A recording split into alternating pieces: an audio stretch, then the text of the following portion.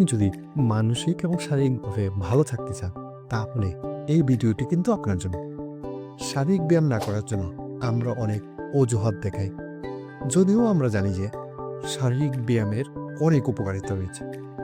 আমরা অন্য কাজ করার জন্য ঠিকই সময় বের করে নিই, কিন্তু শারীরিক ব্যায়ামের জন্য আমরা সময় বের করতে পারি না। গবেষণায় দেখা গেছে নিয়মিত শারীরিক ব্যায়ামের বেশ কিছু উপকারিতা রয়েছে, যেমন মানসিক চাপ কমায়, নিজের মধ্যে একটা ভালো লাগার অনুভূতি তৈরি হয়, শরীরে এনার্জি শক্তি বৃদ্ধি পায়। গবেষণায় দেখা গেছে শারীরিক ব্যায়ামের ফলে আমাদের ব্রেন থেকে এন্ডোরফিনস নামে একটা হরমোন নিঃসৃত হয়, যা আমাদের হাসি খুশি থাকতে সাহায্য করে, পাশাপাশি মানসিক চাপ কষ্ট কমায় এবং শারীরিকভাবে আমরা ভালো অনুভব করি। শারীরিকভাবে ভালো থাকার কারণে আমাদের মনস্তাত্ত্বিক ও আবেগীয় আত্মবিশ্বাস বৃদ্ধি পায়।